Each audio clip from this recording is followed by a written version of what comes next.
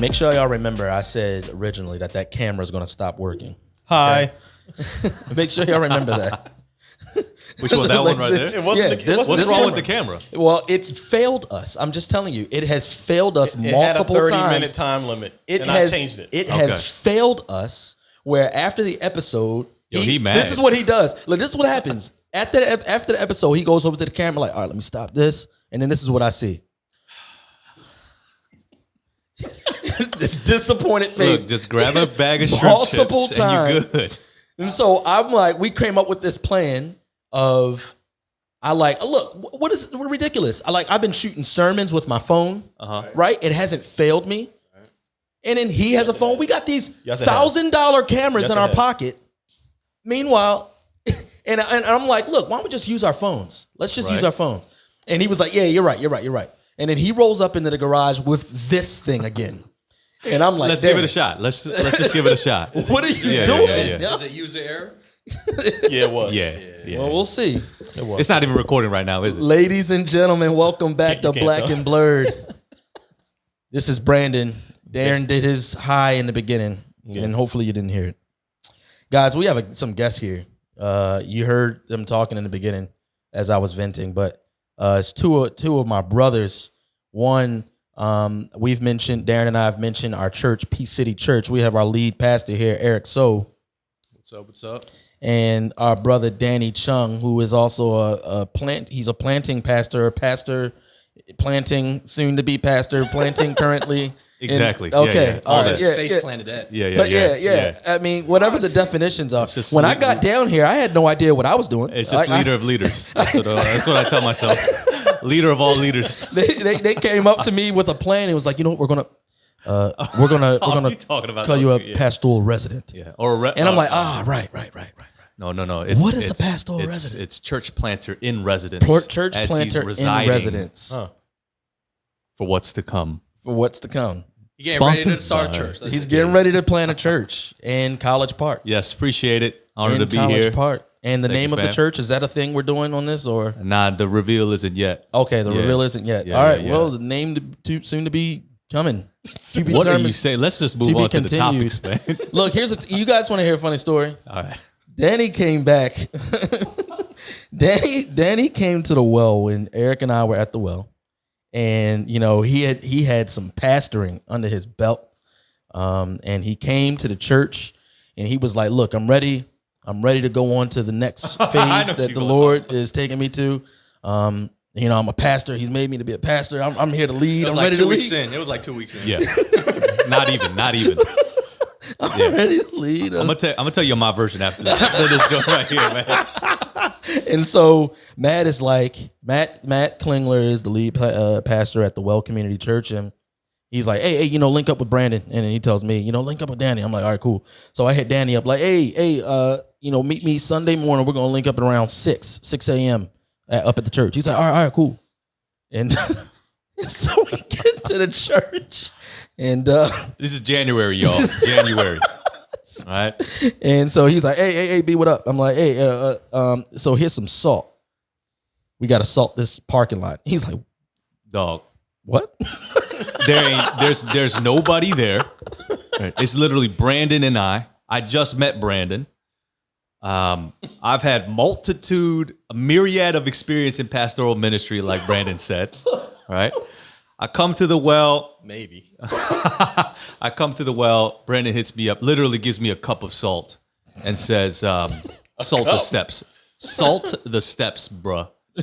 I never cussed so loud in my life on a Sunday because ain't nobody was there to hear, but the Lord humbles those that are prideful. So, amen. He does a mighty work. Amen. Yeah, that was probably one of the most humbling moments as I was crying in my car wondering, what did I just do? So yeah. Appreciate you sharing that to the public. Yep, thank you. Yeah. Eric and I. Eric was on staff at the well when I got there. He was already there. Yep. And you remember the first thing we talked about?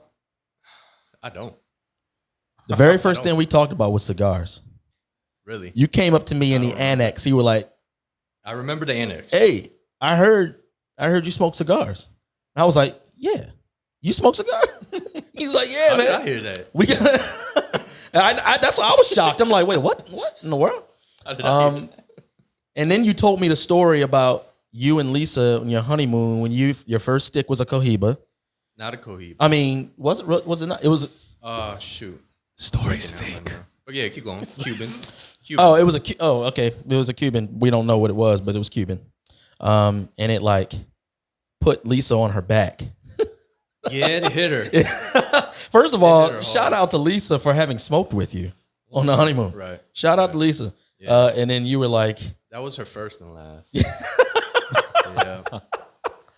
You bringing up the best stories, man. I know.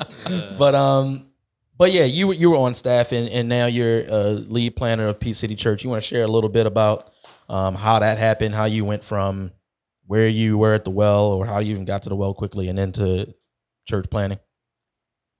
Real quick. It was just a lot of twists and turns. So joined the well really just to be a member, and then not quickly, but after a little bit of time, the Lord made it very clear He was pushing me in the direction of pastoral ministry, and so entered into a residency. But at the same time, then had the crazy notion, which I believe the Holy Spirit pushed me to do refugee ministry in Riverdale. And so that's how I ended up, my family coming to PG County and Riverdale, doing that. Didn't think of church planting at all at that time, but over the course of just several years, it became more and more clear. And so, all right, another twist. Because I was thinking at that time I was gonna maybe go overseas somewhere. Where? Really? I didn't know that. Where? I was considering. Let me do. Because me and Lisa, we're like, hey, let's do 2-3 years here, and then we'll consider going overseas somewhere. Man, wow. So it was either that or the Lord. If He's gonna do something here, then we consider that. But those are kind of the two options we're thinking about. Wow. So Real quick. Yeah.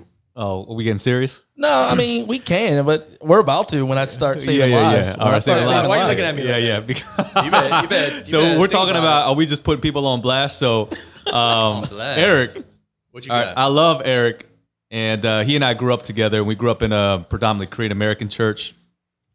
And if you know Eric at all, he's just like the man. He can hang out by himself for the rest of his life. Like he's good, right? And That's he, true. he loves. I mean, he's a fan of hip hop and all these things.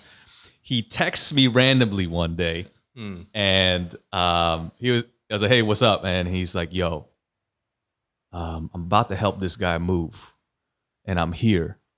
All I see is white people. I've never hung out with white people. How do you do this?" And I said, "Eric, you figure that out by yourself, brother. Let me know how it goes." So the Lord works in mighty and mysterious ways. Shout out to Matt Klingler. That's when I met him for the first time, helping him move his stuff out of the truck. Yeah, And, man. I ain't black, but it was kind of one of those It was a cultural moment. Get out moments. Like, Yeah, what yeah. am I doing? I know. What am I doing right now? Yeah, he legit texted me. He's like, how do you do this? I said, Eric, man, you grown man. You figured it out. It's a little Oh, strange boy. right now, but it worked out. Well, I mean, I think this either is a segue. I'm going to force it to be one to start saving some lives. Like Darren and I were having a conversation earlier. I'm actually looking forward to hearing it because I didn't know about the thing that he just told me about before. But we're going to save some lives. I told y'all about this, the segment that we do. If you don't have one, feel free to freestyle one. Don't worry, we'll judge you on it. There it is. And but I have one, and I'm gonna start it off semi-serious, semi-heavy. It's not too heavy, but it's important because I'm constantly, people are asking me about like how I feel about the removal of monuments in the conversation in general. And I didn't know what that was. This joint be hitting me, man. I'm not the best person to ask because I'm not even speaking objectively here, speaking subjectively. Like I've never walked by something and it shook me up, a statue or anything. I don't really, it doesn't bother me. I don't celebrate these people, but it doesn't. It just doesn't bother me. So I was a bit just more. I wasn't apathetic. I was indifferent. I think when it came to the conversation. But I don't think I was indifferent because of the fact that the conversation was happening. I was indifferent because of the way it happens. And this actually will bleed into Darren's Save a Life too. But I think that I'm not going to steal it. I'm not going to steal it. But I think it's good. It's actually good. The principle of us recognizing that something may have a symbol of hatred and then being considerate and valuing people's response to such symbols, and in saying, hey, even though I may not feel this way, this makes you feel a certain way. And so therefore, let's do something about this. I think that Germany is a place that practices such a principle. Some might say that certain things still exist in Germany, but they exist for the purpose of remembering the heinous nature of everything. And there's some buildings that exist. Yeah, they have buildings exist, not monuments. Right. And what they represent. So I get that, and I'm on board for that. But I just think that the main narrative is not on board with the principle at large. What I mean by that is Talani and I took a little trip to National Harbor, and I posted an Instagram post about this. I saw it. And National Harbor has these I don't know what the theme is actually, because it's a bunch of. You got from Abe Lincoln to random military leaders, and then you got what's the girl's name with the muscle, the flex, representing Rosie the Riveter. Yeah. I'm well done. Enough to know. Good job. What did you say? You said it so fast, Rosie the Riveter. Rosie the Riveter. Okay. Yeah. And then they have Louis Armstrong, random Louis Armstrong standing across the street blowing his trumpet.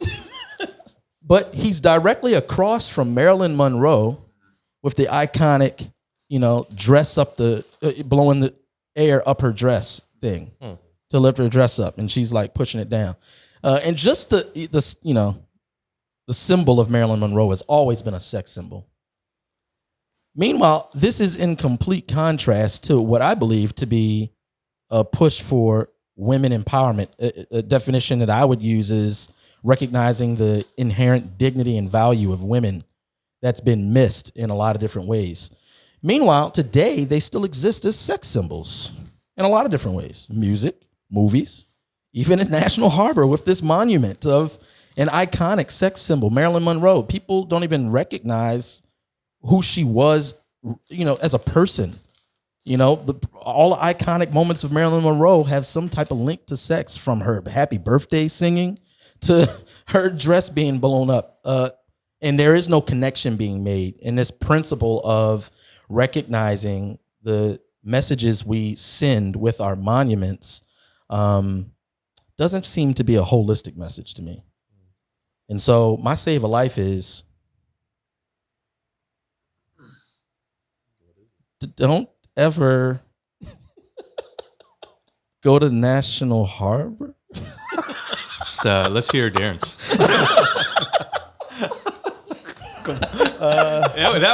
That hit a peak.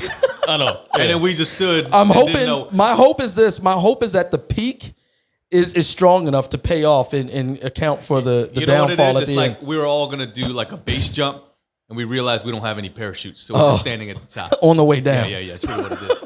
On the way down. All right. Here's my Save a Life. When the narrative seems to be pushing something that is virtuous and valuable, check your own heart and check your own motives to make sure that that's what you're following, as opposed to just doing what the people are telling you to do. Because, whatever the loud masses are telling you to do may not truly be virtuous. It may not truly be rooted in value or love. Mm-hmm. It may just be the new dance of the day. Yeah. Yeah, so mine is slightly related. Have y'all heard the story about a NASCAR driver, Bubba Wallace? Yeah. So yeah, he's a mixed NASCAR driver. His dad is white, his mom is black. And he said that there was a hate crime committed against him. There was a noose hanging in his garage. And so they did some investigation and realized it was just a pull down rope.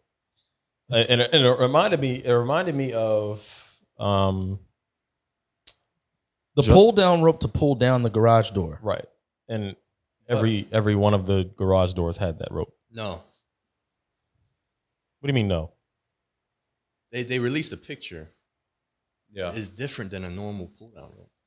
But it's not a noose. It's a straight up noose. It's a circle, but a noose closes on your hand. That's not a noose.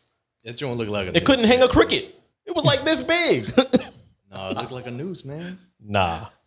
I haven't seen don't know this. if we've seen different pictures. I haven't seen No, this. it's just one little rope hanging from the door, right? And it's like a. No, it's a legit noose. We're gonna have to edit this picture in. I've seen a lot of different pictures, so Yeah.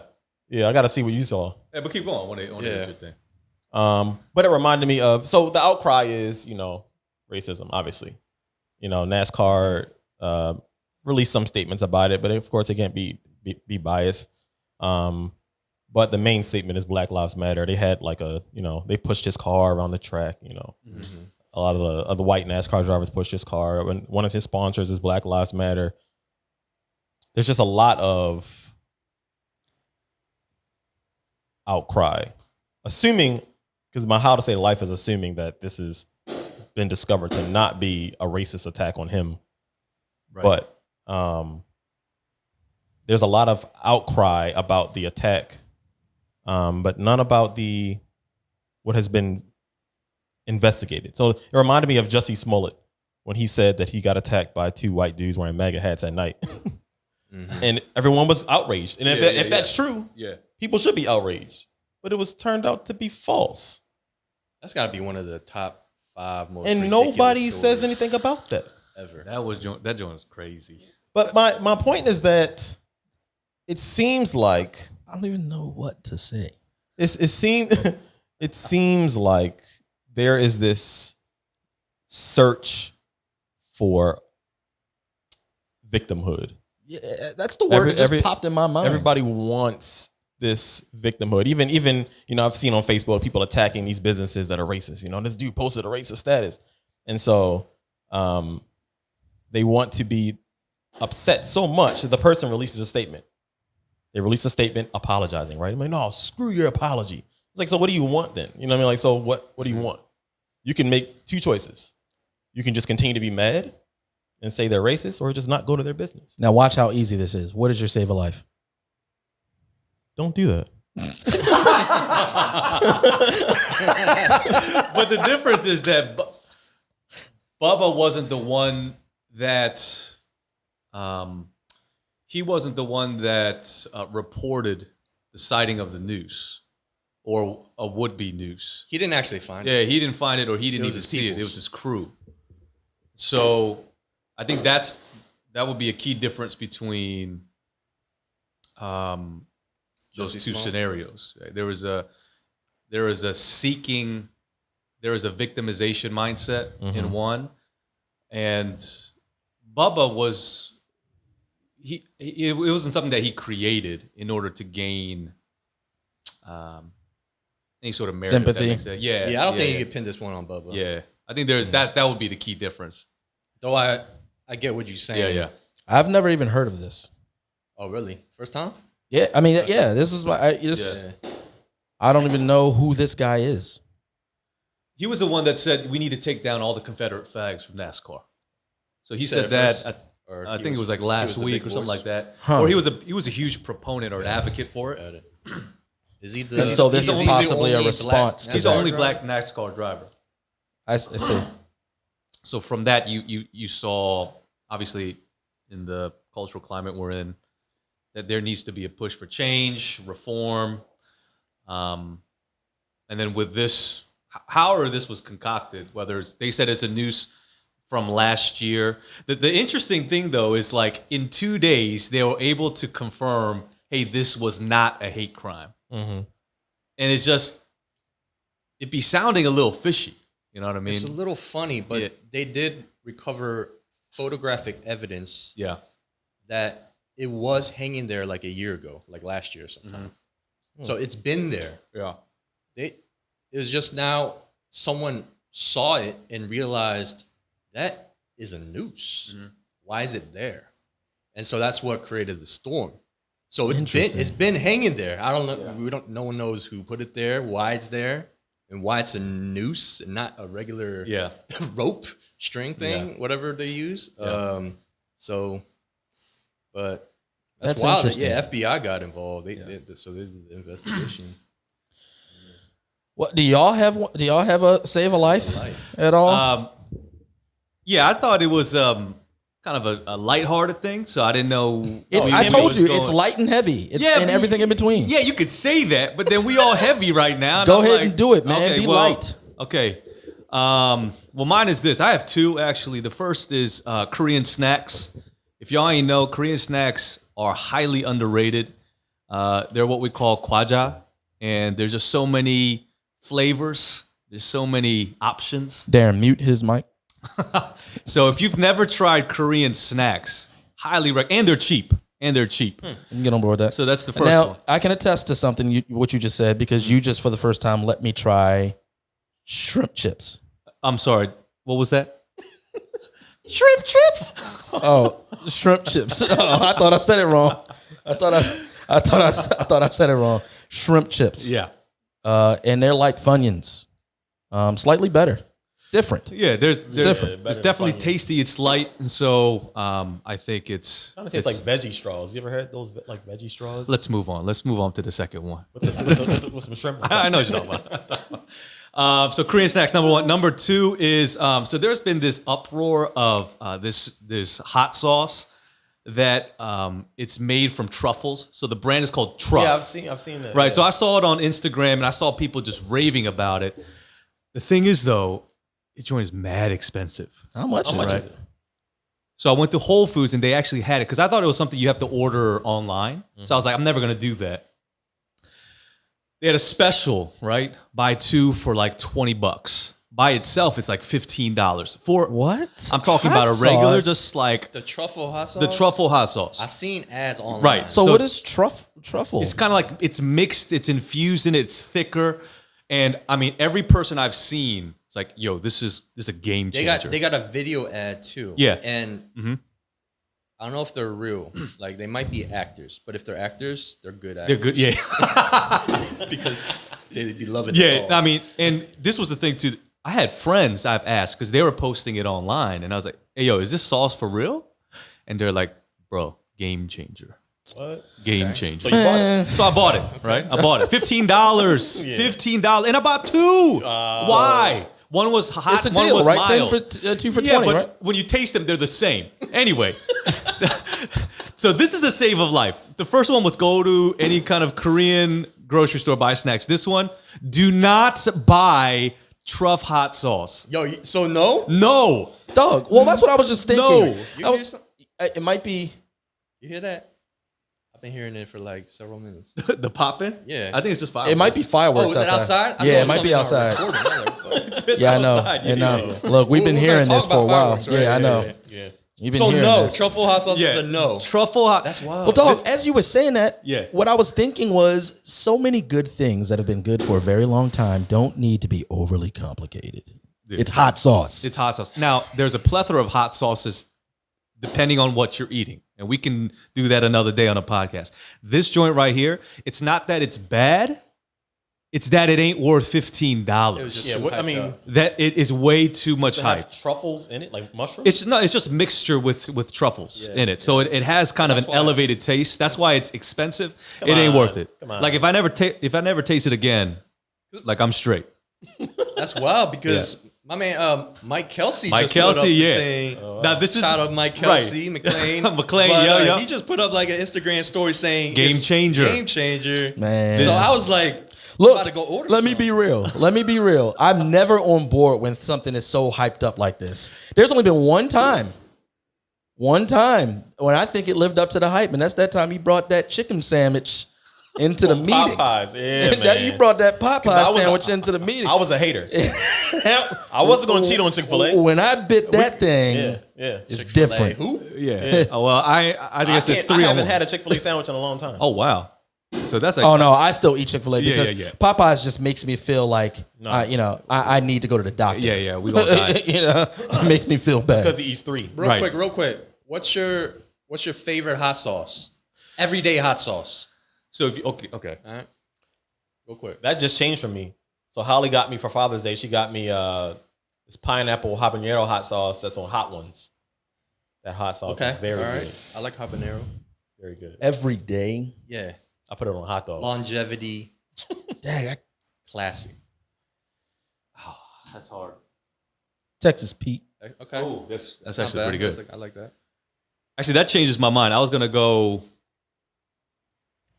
Tapatio hot sauce. Tapatio's not bad. Yeah. I think everyday usage, I'd go Texas Pete. Now, Pete's Soph good. would kill me because she bleeds Tabasco. Yeah. I mean, used straight to up be that. bleeds it. So I like Frank's.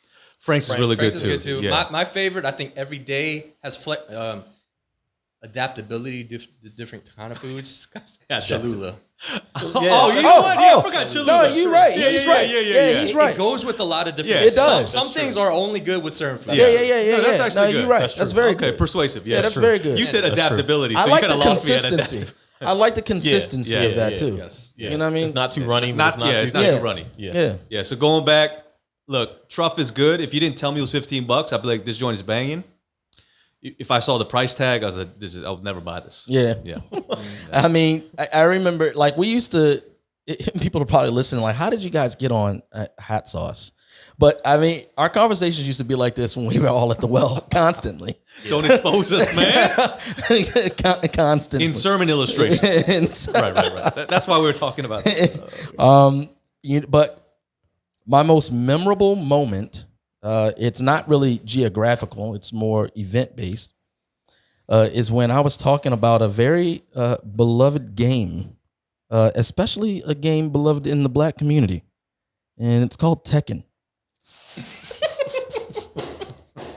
And Don't do it. Don't do it. all I was doing, Eric and I were driving. I forget where we were driving from or to, Doesn't even matter. but Oh man. you know, when it came to Tekken, and all of my boys know this, they can't mess with me in Tekken, and they know who my guy is.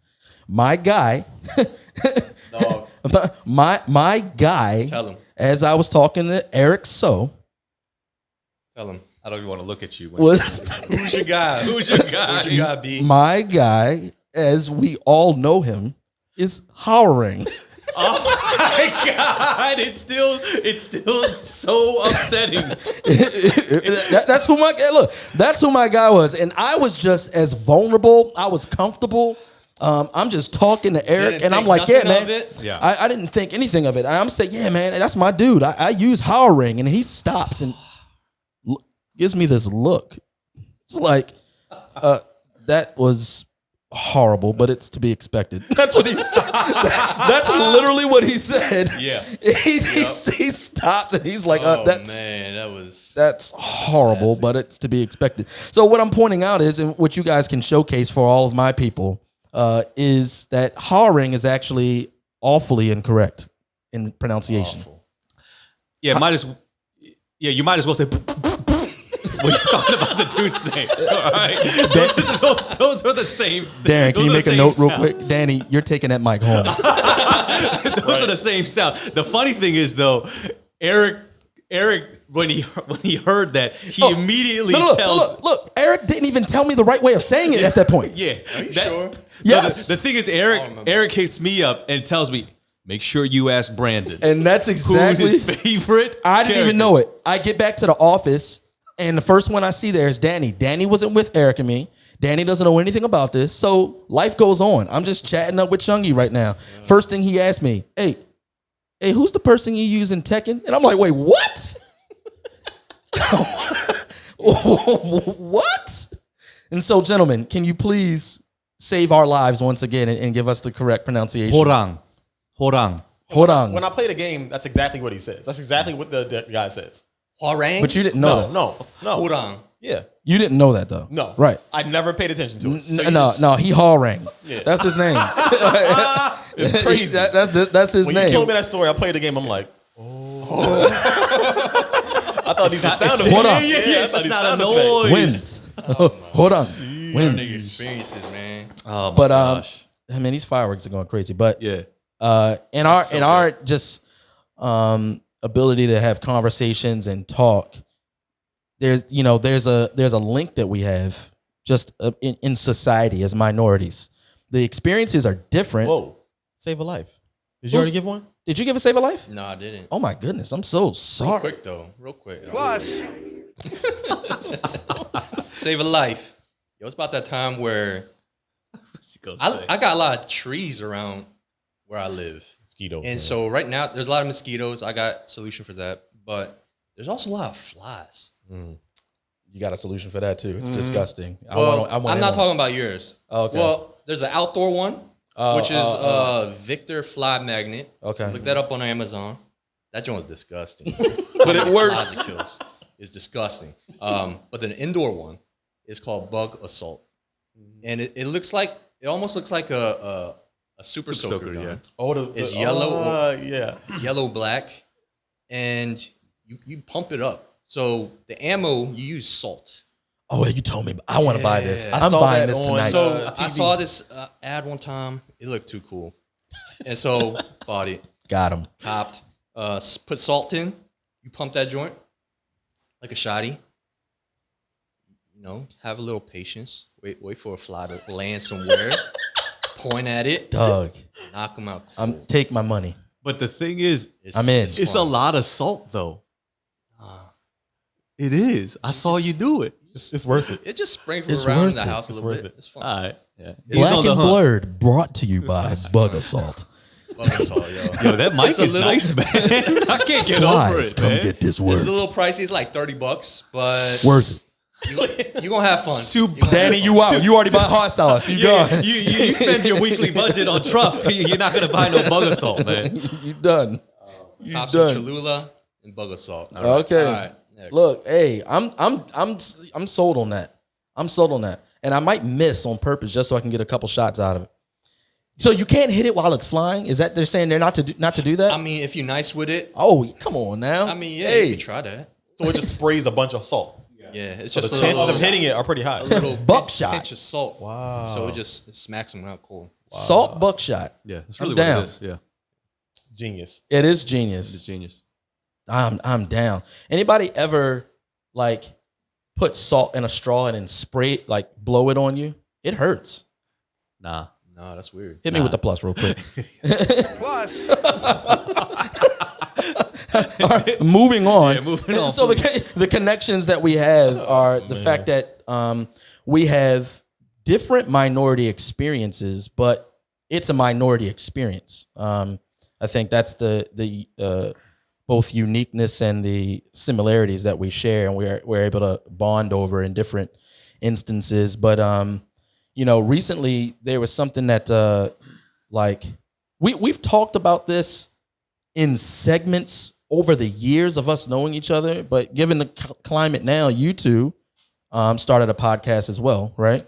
Is that's official? Korean and Clear podcast. Korean. Yellow and Clear. I told you get the name right, bro. Why you mess it up like that, man? Oh man! Well played, sir. Well played. Run That Back podcast. I think we started one. Something Well, like that. I mean, you guys have a couple episodes out there, so people can check that out. Run That Back podcast, three soon now, to be right? called Yellow and Clear. You got 3 episodes 3 in? now. Yeah. And there was something that you two brought up in one of those episodes that is specifically of interest, but then even just the general conversation of talking about the climate of today from the perspective of another minority. It can be both a breath of fresh air and angering for me to bring up the fact that black people are probably center stage when you hear the word minority in America. And any time the conversation shifts with another subject and the word minority, take homosexuality. When that conversation was beginning and attached to minority, the immediate opponent was Black America. Now, I think some of that was warranted because they were linking stuff to black plight and Right, stuff right. in this country. And, that ain't the same. So, but Chappelle has a great joke about that. yeah. Y'all be jumping the line, man. But I think that something that's a very valid point is that other voices from a minority perspective are not really sought out. And not only are they not sought out, they're also not validated often. They're not validated often. So I guess before we get into like the specific thing that you all were talking about in that episode, just like from like how have you guys dealt with that at all? Being Korean American, second generation, and growing up, like you said, Chungi, you grew up in Korean American or Korean church. And so you've had the minority experience. Like, I'm gonna leave that just open. What is your perspective on what it's like to be a minority in America? Just take it, man. What's it like to be a minority? You're just on the side. And so, you got big conversations going on in mainstream media, and you got your own issues in your own community, but those are never talked about in the mainstream. And so, I think growing up, you just kind of in it. And you're in your bubble, whatever that might be. And so, growing up, I didn't really think too much about it, but so a lot of it's kind of in hindsight as I've become more aware. But you get used to. There's just a acceptance, so to speak, of, hey, our things are on the back burner. Maybe sometime in the future they might matter, but in this country, there's plenty of other more quote unquote important things to talk about. And so, are you saying that's like, that's the mentality even to a fault, or is like that should be the mentality? No, that should not be the mentality. Okay. Yeah. And so, I think in the Asian community, there is a desire for our voice to be heard, for certain Asian American leaders to be included in the conversation, our own issues to be included in the conversation. But, I think there's, I kind of go back and forth sometimes, a pessimism of like, so we'll see if that ever happens. But then, there are some things that kind of give you hope in different spots. Yeah. I mean, it's a loaded question. It's a bug assault question for sure. Like, whatever that means. Because I don't think there's one response. We talked about it on the Run That Back. It's not monolithic, just like your black voice is not the voice for all black people. Right. No, mine is. Right. Well, for sure, because you got the road mic. That's why. Brought to you for all black people. And so it's not monolithic, but personal experience, I think there is a generalized inferiority complex. Right. I definitely think there's a sense of inferiority. Your experiences are not as hard or as bad as other minorities, so there's a fear of speaking up because there'll be judgment on the other end. We referenced we revel in the successes of what media or other people deem we're not capable of. And so there is an inferiority to say, I'm going to prove you wrong. But we wait for our moments because in general, we usually are more of a silent, assimilating people. We don't want to cause a ruckus. We have our own lane and we want to be successful in it. So I think overall there is an inferiority complex, and that definitely parlays to the conversations that have been had for a minute, but especially now, everything is in the paradigm of white privilege and then black oppression. So even when you hear talks of diversity, you usually hear white or black. Right. And so it feeds into the inferiority complex because we know well, we're not white or black. We experience both because we're minorities, but we also can assimilate to be beneficiaries of white culture. So like Eric is saying, it's not talked about as much. Now, thank the Lord, there's so many voices. We're not the first people to talk about Asian American experience. There are plenty of people who have paved the way. Definitely. But It's not known. yeah, it's just not known, right? And so I think the experiences is having an inferiority complex even amongst minorities, Yeah. right? So I've said this before. People can agree with it or not. I do believe there is a hierarchy within minorities. So I'll give you an What's that example. hierarchy? Because Asians in general, there is a sense of fear towards black people. There are certain things that we know we can't say. And we also don't think that we can respond when there are offenses said from black folks to Asians. So I've experienced that even in ministry. Like I've heard things that leaders in the black church have said when they're preaching at an Asian church, and it's pretty offensive. But I can believe it. but what happens is it's never it's not a cause of conflict because we don't know how to speak up, or we don't know how to challenge those things. And if I flip that and I said, hey, if I'm preaching at a predominantly black church and I say, hey, your hair looks like this, y'all gonna kick me off the freaking stage. Yeah. Right? Well, black people have racially offensive immunity. Yes, that's actually a really good point. Even though it may not be fully recognized, Yeah. I think we do operate in those realms. That's why there is deep, for many Asian folks, there is a deep hatred towards Black America, Black community, because they've experienced things that are they're just like constant wounds. It's like death by 1,000 cuts constantly. Is that why you spit on our mic? You know, I just need a new mic. And so I figure that's the way to get it. So anyway. That's real, man. Did you want to add to that? Were you about to say something? Not directly related to that, but in general, at least for the Korean community, in general, there is a strong drive because it's basically this attitude of, man, we're gonna show you. Yeah. We're gonna prove ourselves. We're gonna show you, and it extends beyond Koreans here in America. Even in Korea, in history, you know, Korea was oppressed by Japan, and so for a long time, there's just you know, with that type of suffering and with that type of being relegated to the margins and pushed down, there's this like, we gotta prove ourselves. We gonna prove ourselves. You know, so Is there even an inkling of that between you two specifically when you see more and more Korean pastors? Like a sense of that pride of like, look, we're doing it. I think yes and no. That's not confusing.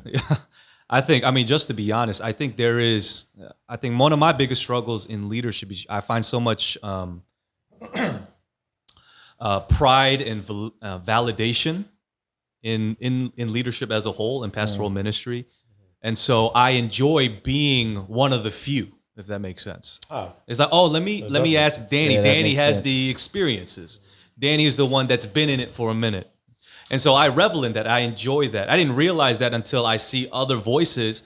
And rather than celebration, like you're pointing out, it's kind of man, I should be the one talking about this, right? So that's more of a personal struggle when talking about a spirit of competitiveness. Yeah. But I think holistically, there is a sense of pride of, like Eric said, I told you, we can speak too. We have a voice too. We can lead too. We can be at the front line as well. So I do think that's true. Yeah.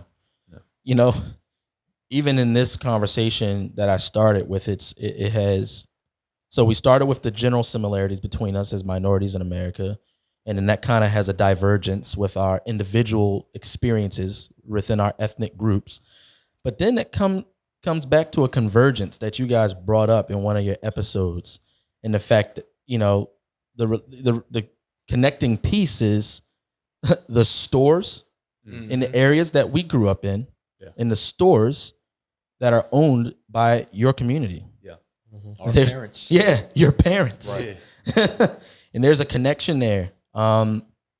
I'll speak on my experience because it'll be shorter, and then I'll let y'all let's just dive into that and like, the thoughts and the conversation piece that brings. And EU and I have talked about this a few times, where just in the conversation of today, the conversation going back to the main narrative and people's desire to follow the main narrative. The main narrative is that, hey, racism exists and it's bad. And, we should be vigilant in its removal and hold people accountable to the fact that if you have racially insensitive motives, racist motives, prejudice motives, then they need to be checked and they need to be removed. Except if it's me that has it. Right. I have a reason for my stuff. Let's not talk about me. An example I'm giving is where Darren and I grew up, Liberty and Garrison in West Baltimore City. There were a number of corner stores that were frequented. Corner stores, nail salons. Yeah. Restaurants. Yeah. Remember JD Mart? JD Mart. Yeah. That was the main one. These were Asian run. Yeah, Asian run. And the owners of these stores, obviously, it's not by everyone they're treated this way, but they're not treated well. Yeah. They're not treated well. I mean, I'll be more bold. Well, I was getting there, but that's fine. Go ahead and be more bold. I'll be more bold than that.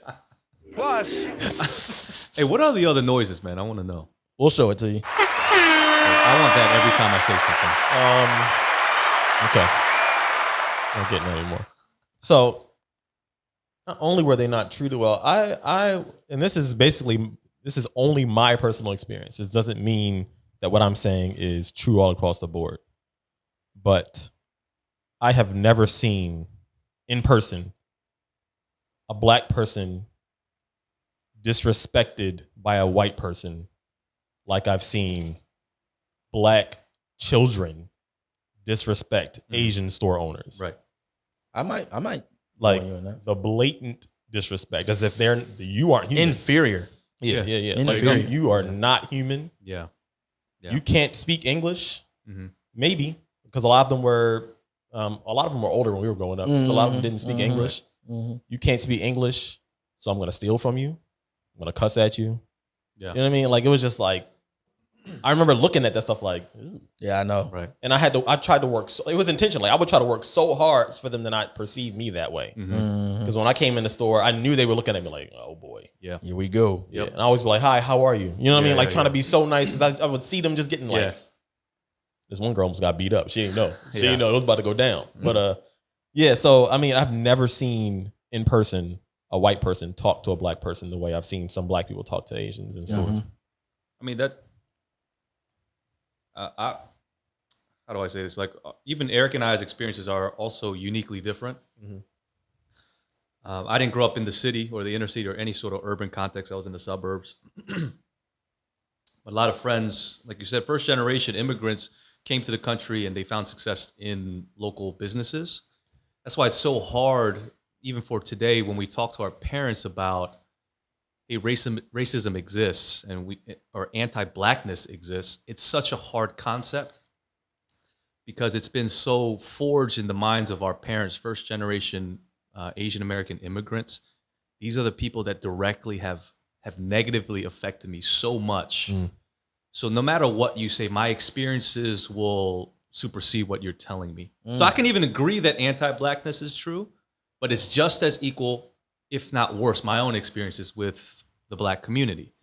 So when we are trying to elevate and talk about equality of equity, Black Lives Matter, our parents really have a hard time. It's like black folks are the ones that have negatively affected me the most, explicitly. That's real. Yeah, I know we've talked about it before, but I definitely think that's why it's so hard, even for Christians, our parents are believers, to still deal with the deep, deep wounds that the black community has inflicted on our folks. Because the thing with Asians is Asians are the perpetual foreigner. So like black community, there's obviously racism and discrimination and disrespect and all that. y'all still American I think in the general public's eye. Yeah. But Asians, I think, are still looked at as you're not actually from here. Yeah. Y'all don't actually belong here. Mm-hmm. That's right? real. So I think there's that difference. What's have you all had any you mentioned the idea of such a conversation with your parents. Have either of you had an explicit conversation with your parents regarding race and even the wounds that they may have, or them sharing about you at all? I mean, you don't at your discretion, but I just wanted to ask. I mean, I'll share a quick anecdote, and I briefly talked about it. I had such an amazing, transformative season in my life in Philly, and being a part of Epiphany Fellowship. And my parents,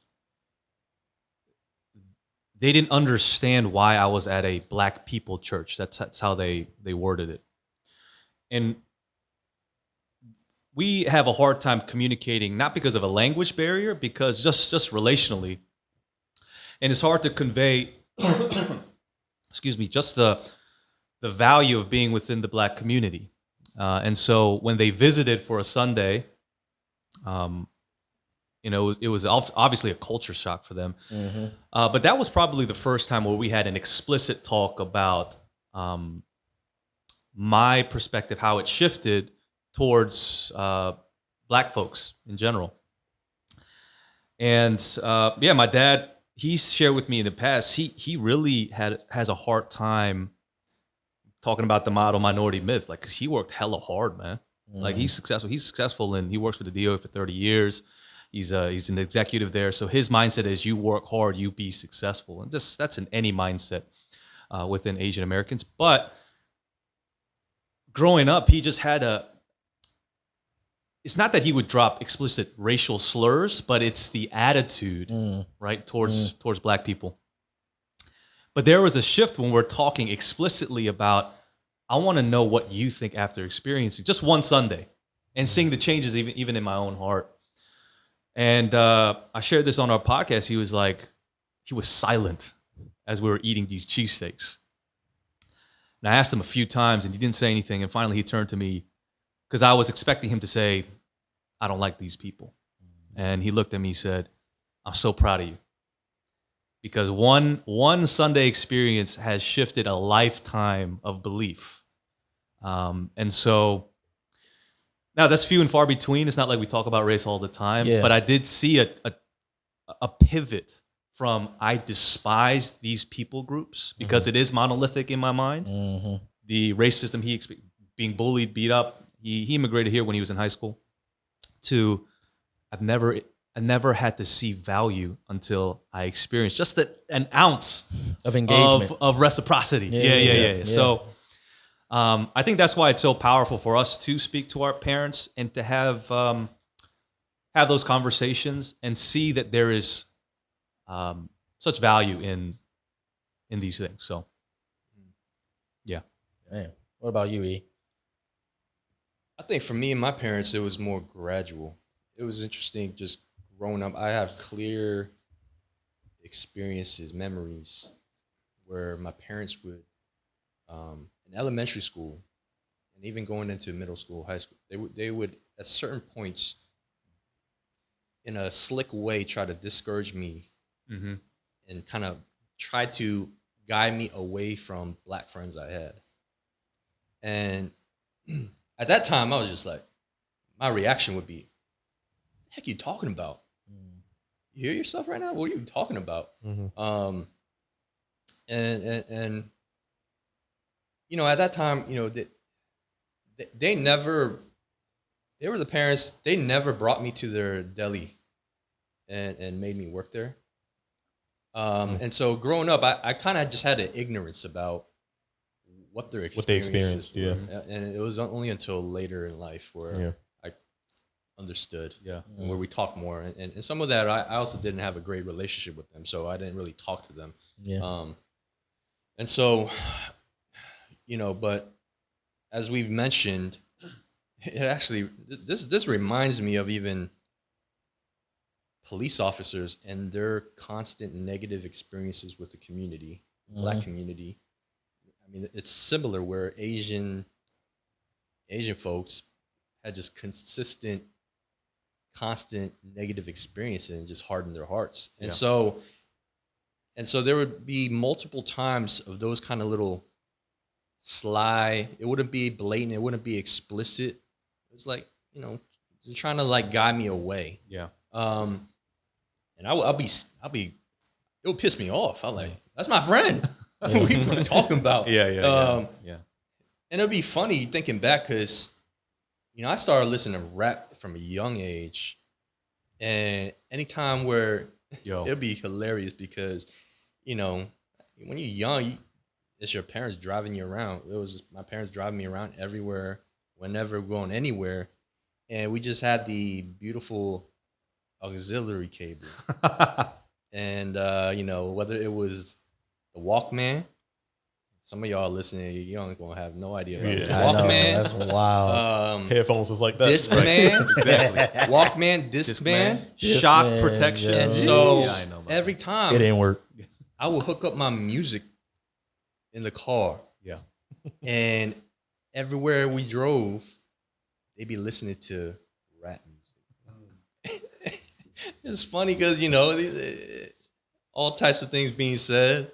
And, they're probably like, that black music, that rap music. Yeah. It was probably due to the fact that you were a Nas fan. Is that probably it? We gonna go there, man. Let's go back to that.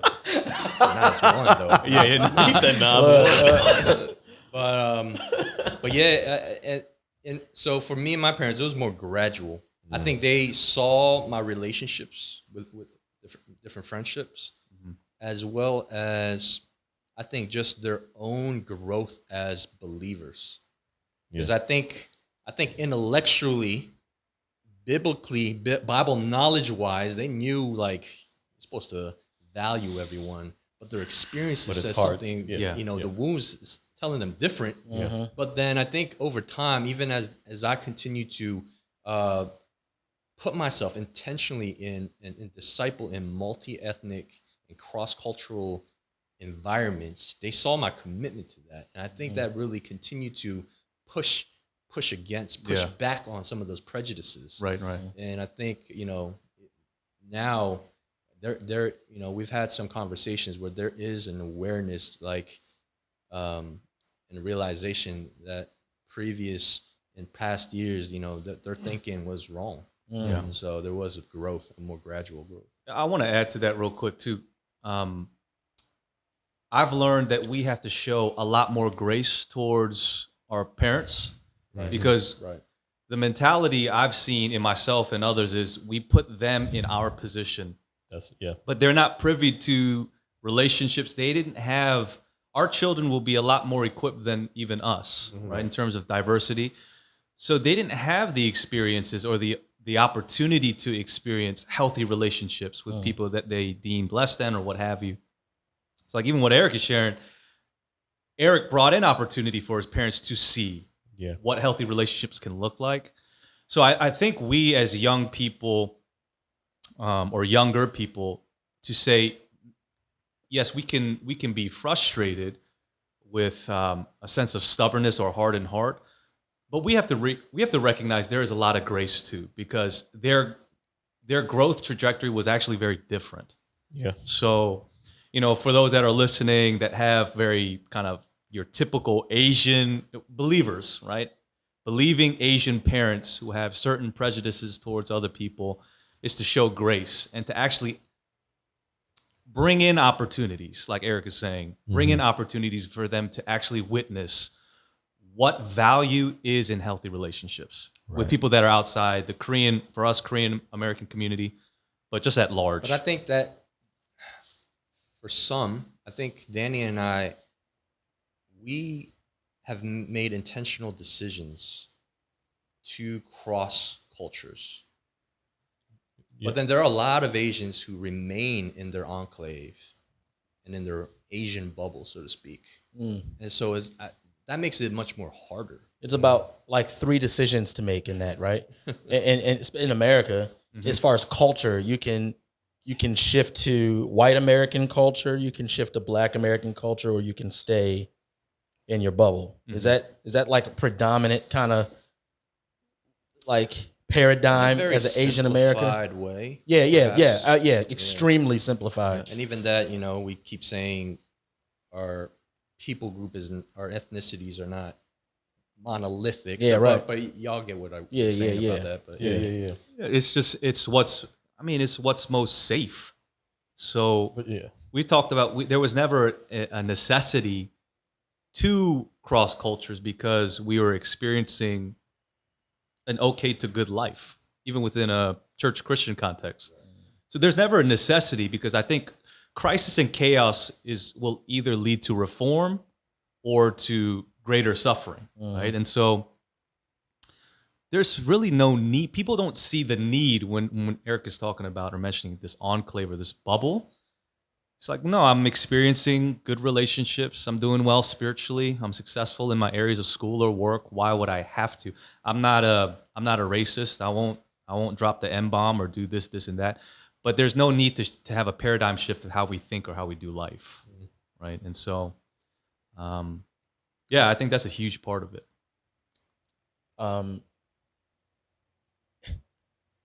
The conversation today, and I mean, I guess the ongoing conversation, it seems to always be under the guise of awareness, right? Okay. And so that's the goal. The goal is to raise awareness. But hatred seems to seep through, and it's like food coloring, You can't help but notice the hatred that seeps through when it comes down to the awareness. So what I mean by that is, you think about the predominant conversation, white and black, in raising awareness of the black experience in the United States of America. Hatred inevitably seeps through to the perpetrator, suspect, whatever you may have it. We saw, outside of the ethnic conversation, the gender conversation, with the awareness of the treatment of women in the professional realm sector and in Hollywood and all those things. The awareness is raised, and I think it's good. But then you see the conversation begin to get lifted of like, hey, yo, men, y'all suck. Right. Just in general. I mean, I think that's just, we have this natural proclivity as human beings to do that, like, how do we continue this conversation? I jokingly but seriously mentioned the fact that there is this immunity when it comes down to needing to hold ourselves accountable as Black Americans to anything that we may contribute to racially insensitive aspects of life, and degradation of other cultures. But like, why does the need to bring awareness to someone's or a generally connected people group? You raise awareness to their experience, but then the conversation seems to be pigeonholed and then taken as like this onslaught against the people, that they need to be raising awareness against. Whatever. Does that make sense? I think I hear what you're saying. Okay. Are you saying like, the raising awareness turns into a weapon of guilt? Or like, that's a good thing. But give me an example. Say again. What's an example? Oh, I mean, I think we've been talking about an example. Like, we can raise awareness about racism in the country, right? Yeah. We can use the terms racism, or we can talk in a holistic and principled standpoint of saying racism. But subconsciously, we all know the rules of that conversation. The conversation is only valuable if it's talking about racism of white people against Black people. And it's certainly not valuable if it's talking about any racism displayed by a Black person. I think we want it to be principle, but often it's not principle. Yeah, and so that's where I'm going. I'm like, what's the cause of this? Yeah, right. I mean, even reading some MLK recently, his fight for justice then as he kept going, it then extended to U.S. and other countries. It was a consistency. It extended. It's principle. And he was principled. Yeah. And that's where we hope to be. That's how we want to operate, I think, as believers especially. But that's just not the case. Yeah. A lot of times I think we see so many inconsistencies. Yeah. I was looking at Talani for the first time, watched Malcolm X. You know what though? But you gotta share. Talani is not a movie buff. She's not a movie. Yeah. She's not a movie buff. That movie's long. It is, dog. It's long, man. Too long. It's long. It's long. I remember as a kid thinking like, man, this is so long. And then I also remember being as a kid like, why is Malcolm X in all these other movies? Right. Like how many VHS cassettes It was like 3. It was like 3. Yeah. Yeah, man. More than a Titanic. Yeah. That's another story. But I was thinking about that because just rewatching that movie and then thinking about Malcolm X made me think about some other things. Once he began to start lifting out of his kind of monolithic thinking, that's when he became a threat. Black Panthers, a lot of people's understanding of the Black Panthers is the fact that they were pushing for a monolithic, isolated, I guess, empowering of a certain people. But in general, they weren't. That's why they were a threat. Malcolm X, like you just mentioned, the same way. It's a threat, unification of people. And when you start talking like that, the threat is no longer amongst different ethnicities. The threat is recognized by ruling The current people, authorities. ruling and people, power, yeah. versus those that they desire to be ruled or the desire to rule. Yeah. That's a conversation that doesn't really take place often today. Here we are again, 2020, and fighting each other. Yeah. I've heard people say that black people can't be racist. Yeah. Well, I mean, that's a genuine ideology. Well, the definition, we talked about this, the definition has shifted in such a way where I think there's some validation to some of it. I disagree with the definition, but because it's been completely transformed to only encompassing a paradigm of power. Right. And Not a nothing, heart, nothing with the heart at all. And your view of superiority of oneself or inferiority to your subject or whoever you're looking what at. I think about that. On a grand scale in the United States, considering history, where we are, Right. when you think about black community, black community has not been in power. Mm-hmm. And so if we're thinking in that perspective, in that frame, I think I can agree, using that technical definition, the black community cannot be racist. But in life, we got different spheres. we got different environments. Mm-hmm. If you're in a city where it's vastly black or vastly Asian or whatever, you may be in a minority. It may be the minority majority, but in that sphere, you're the one in power, so to speak. And so I think, in my mind at least, in those spaces, growing up in the Korean church, and we will sometimes get some random, black person, random, Spanish person come through, and people, we be saying some ignorant stuff, and being straight up racist. Yeah. But in that space, I mean, like we in power. No, being racist. Yeah, no, I think that's a good point, and I think it normally the term racism is within the paradigm of power, right? So if you're not in power, you can't be racist because racism is a form of deep oppression. But that is a good point where, however you Real quick, though, I was saying that that's a relatively modern definition. Right. Okay. But I do think, even systemically or within the overscape of or bird's eye view of America, it's difficult. But in situations like that, minorities can most definitely be racist towards anybody. Yeah. Right. And so you because you are in a position of power, like you said, Eric, the system is shifted even for a moment or even in a very localized level where you are now feeling what I feel majority of my life in America. Right. And there's a sense of enjoyment there too, because in a sinful, sadistic way, it's like, I want you to experience the hurt, right? I want you to experience the uncomfortableness of being a minority amongst minorities, right? So I think there is truth there, but Yeah.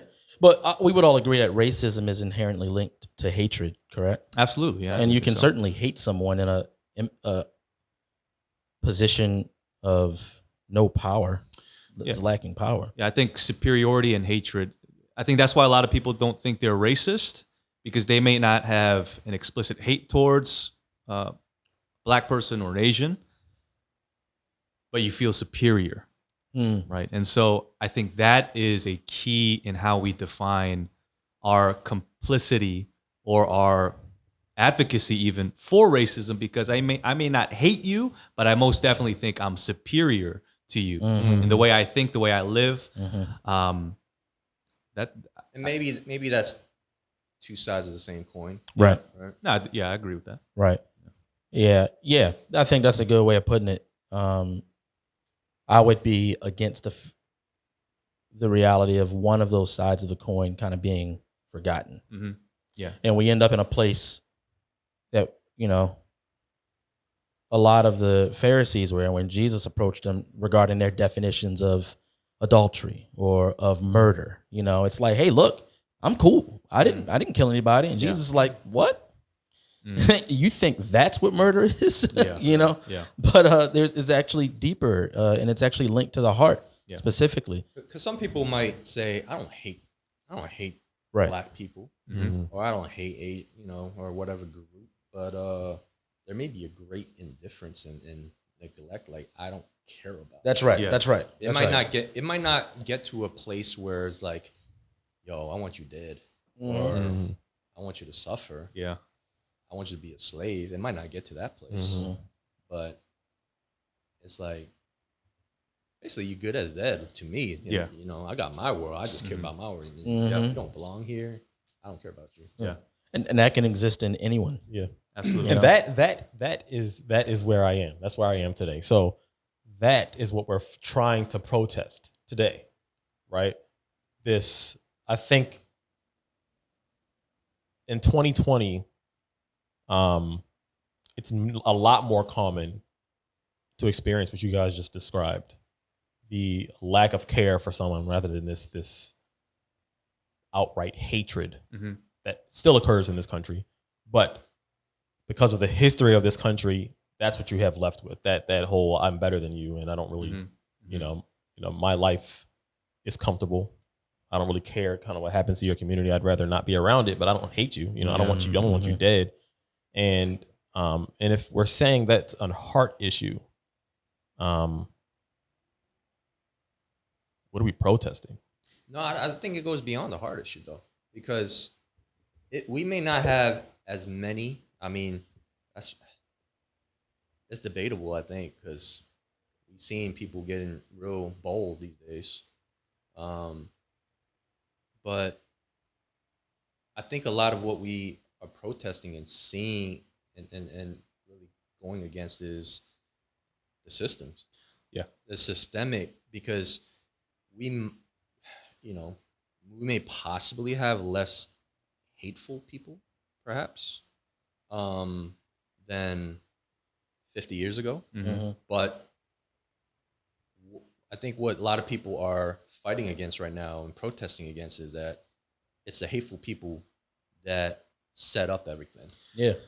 Yeah. Well, and that's where it might be a semantics thing, but I wouldn't say it goes beyond the heart. I think the heart needs to be included, because if we're talking about reform, but the issue is linked to the heart, then it doesn't matter which heart is in creation of such a system. I would only clarify to the Christian. I think Yeah. We must appeal to the conscience. We must. Yeah, Right. 100%. Right, I think everybody should. Yes. Right. I think everyone. Yeah, of course. But Right. but those who aren't believers, that may not really be in the picture. Hey, we can put it in the picture for you, baby. But that's true though. That's true because if you're not a believer, then that's not even in your sights. Yeah, you're not even thinking about it. Yeah. Well, yeah, that's what we've talked about too, that the image of God for all people, right?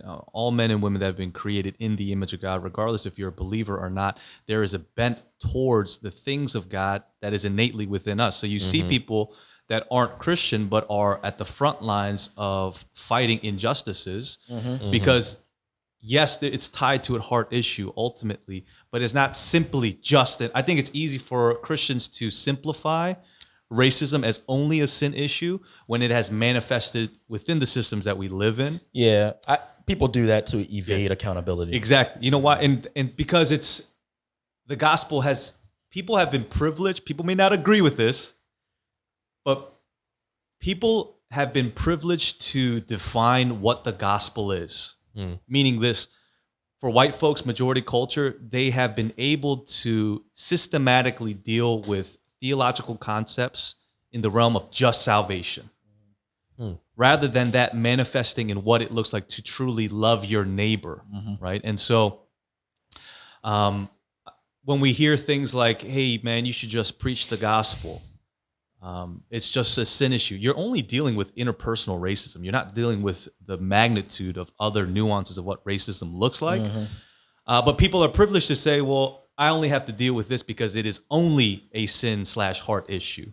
So I think it is important to see that we've said it before, racism is not monolithic either. And the way that we're called to approach justice is to actually see that it goes beyond just my own heart sin issue, right? You fight racism on a multitude of levels. It doesn't just start and end with interpersonal relationships, Right. but that can illuminate what the heart issue is. Yeah. Right. Yeah. You deem people less than your existence. Yeah, right. Right.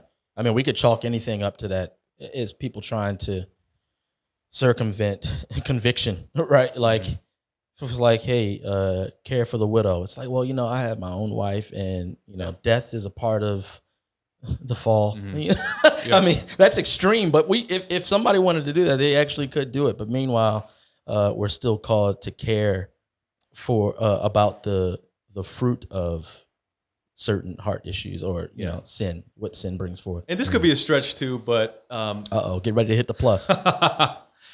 I forgot who said the quote, but it really did illuminate what was on my heart. It's man, I wish I knew who quoted it, but basically said, y'all white folks have the privilege to debate whether or not Jonah was swallowed by a whale or a fish, and yet you got people dying on the streets because they ain't loved. And so again, it goes back to the principle of you've been privileged to think about theological schemes rather than the orthopraxy of how that's called to play out. Yeah. And that's a form of of That's privilege. real. That is real. Right? And That is real. it does bring to light, like, man, you have the opportunity to only deal with Christianity in this realm. And it could be absolutely true, but it's incomplete. Right. And I think that's what we've talked about. Well, you get bored enough with the orthodoxy. Yeah. And it's like, let's debate more about the orthodoxy we've come up with. Right. Because the challenge is when people are pushing against what you've been dealing with, we're not saying that what you're saying is wrong. Right? There's theological truth there, but it's very incomplete. Right? And so that's where we're trying to draw people into a wider spectrum of how the gospel does infiltrate every area of our life, individually, societally, socially, culturally, all that stuff. Well, I'm going to go out on a limb with this question. Is a whale not a fish? No, it's not a fish. Oh, well, all right. Look. Hey. You know what I mean? I'm too busy loving people out here. Bible says big fish. Hey, ESV says big fish. I'm going with big fish. What's our time, Darren? I think we out, right? Hour 20. Oh, okay. Yeah. Let's wrap up. Fellas, I love y'all. I love y'all. I mean, it's been a joy being in ministry together. Like, I think, I mean, we didn't really have to really kind of go through an awkward meshing phase of serving together, Yeah. I mean, Danny and you and I had the salt thing, but Still bitter. Bitter. Well done. Bitter. Hey, we'll talk about it in the next one.